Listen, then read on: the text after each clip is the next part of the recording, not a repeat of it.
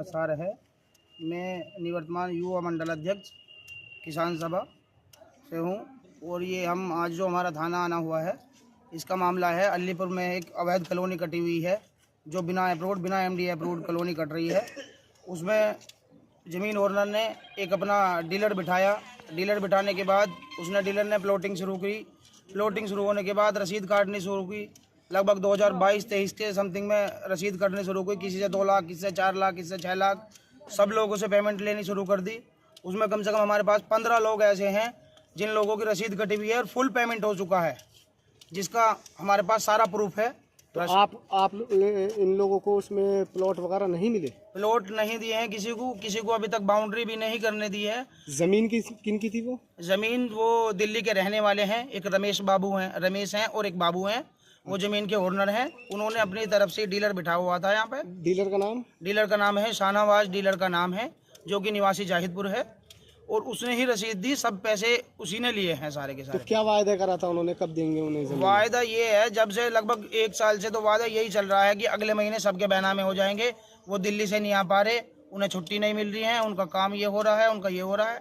अब जब लोगों ने कब्जा करना शुरू करने की कोशिश की तो लोगों को अपने ही प्लॉट पर कब्जा भी नहीं दिया जा रहा है, ताकि जैसे बैनामे बंद चल रहे हैं या बैनामे की शुरुआत चल रही है। अब क्या वो जो कॉलोनी वो बसा रहे हैं वो एमडीए से अप्रूव्ड है? क्या है? अवैध कॉलोनी है, सिर्फ गरीब लोगों ने अपने स्तर से ली हुई है कॉलोनी, और ना वो अप्रूव्ड है, और गांव से बाहर कॉलोनी है बिल्कुल। ठीक है। मेरा नाम शाहनवाज सैफी है। सर, ये कौन सी लोकेशन है जहाँ पर आप खड़े हैं? ये लोकेशन है अलीपुर जजमाना।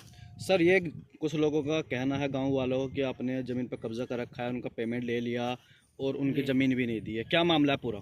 नहीं, उनको कोई कब्जा नहीं कर रखा, कोई ज़मीन नहीं। उनको जो प्लॉट बेचे हैं उन लोगों को 1-2 लोगों को कब्जा कर दे दिया है, बुनियाद भी भरवा दी हैं, और इन लोगों के पैसे गए हैं। एक रमेश भाई हैं हमारे, वो दिल्ली रहते हैं, बाबरपुर।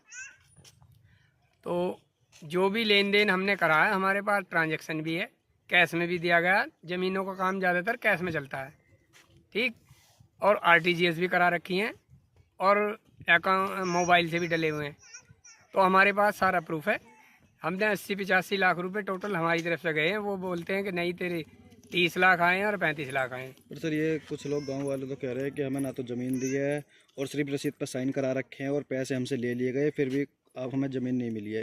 ये क्या सच है, झूठ है? भाई ये सच है बिल्कुल। और जब भी मैं उनसे बोलता हूँ कि हाँ भाई अब जब कराएंगे अब कराएंगे, अब इस पर इतने पैसे बढ़ेंगे, इसका 2-4 महीने निकल गए, इसका साल भर निकल गया, इसके 6 महीने निकल गए, हम 8,000 देंगे, अब 7,000 देंगे। अब ये लोग ऐसा करते हैं, तो ये दबाव बनाते हैं। तो लगभग कितने समय से आपने इनसे पैसे ले रखे हैं, उनकी ज़मीन वापसी नहीं करी है? ज़मीन भी लगभग समय हो गया, आप ये मान के चलो 22 के लास्ट में हमने ये शुरू करा था काम, और सारे गरीब लोग थे, सबको हमने साल और 1.5 साल के जो है उसमें दी थी कि भाई गरीब लोग हैं, किस्तों पे पैसा देंगे।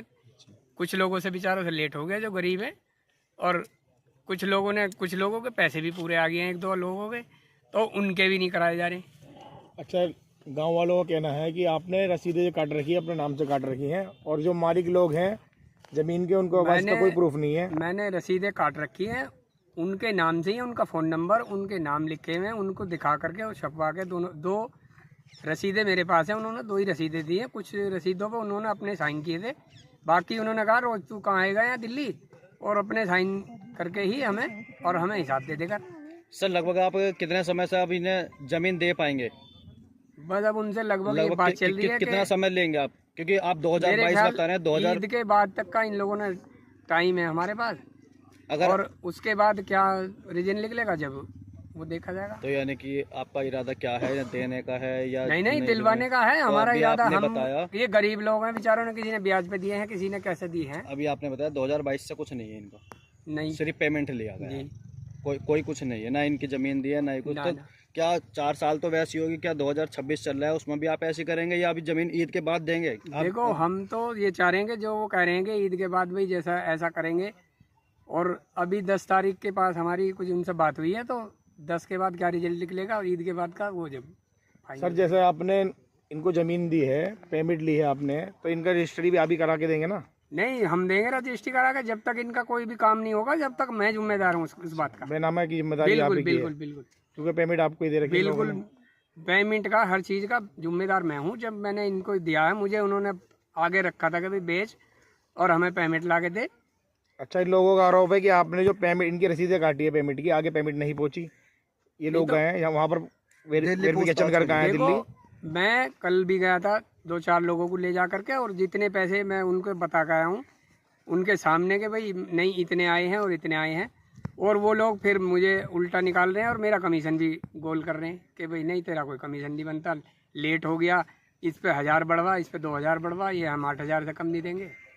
तो उन लोगों ने ये उठा रखा। आप इन्हें वादा करते हैं ईद के बाद इनकी ज़मीन देते हैं? मैं बिल्कुल वादा करता हूँ जी, ईद के बाद इंशाल्लाह इनका जैसे भी होगा मैं ज़्यादा से ज़्यादा कोशिश करूँगा इनके प्लॉट मिले, इनके नाम हो। आप मीडिया में रसीद दिखा सकते हैं क्या?